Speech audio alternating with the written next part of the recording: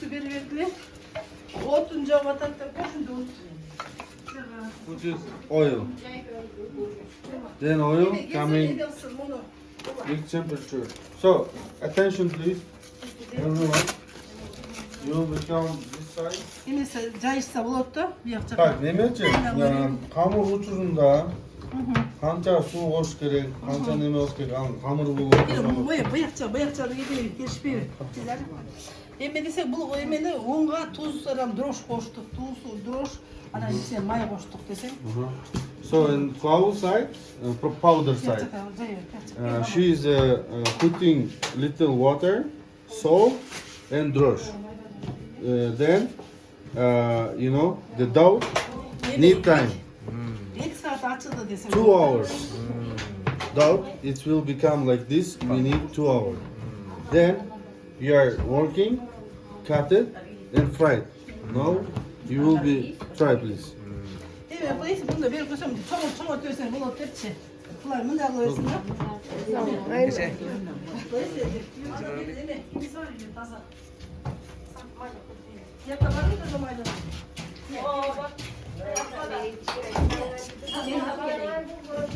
Bir kilogram hamur. Tamam.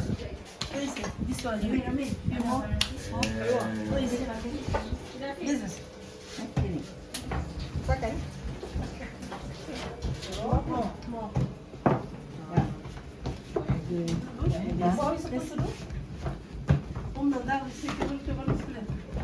She's doing her Yeah, more, yeah.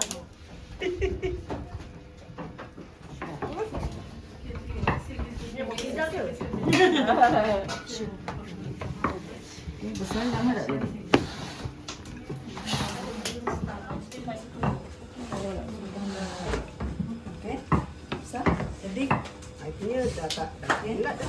Kan masuk tak bulan tak lepi.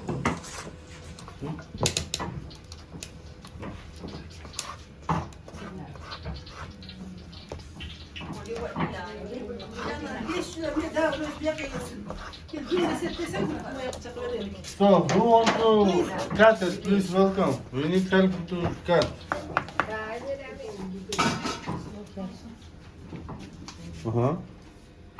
Tak ada dah, tarik je. Tarik je. One. One. One. One.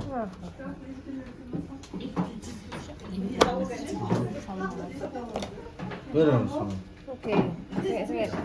Sakit.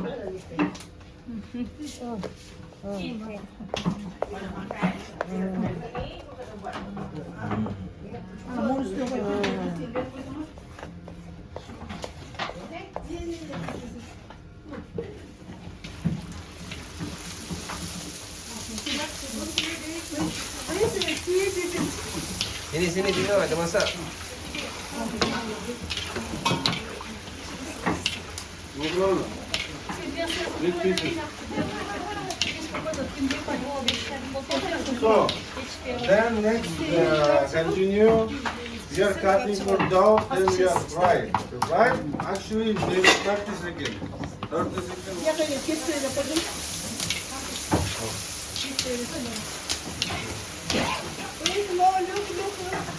Semua tengok.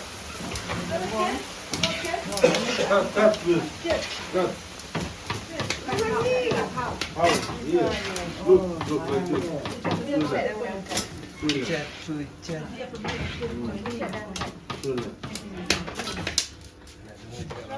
Nah, tu. Panas lah. Nah. Then, yes. Ha, dia nak kena kacau tau. Dia tak boleh sikit je kot.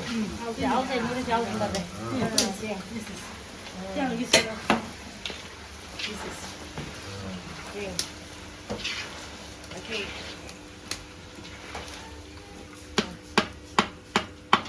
Gel misal dapat. Ambil lagi. Curi.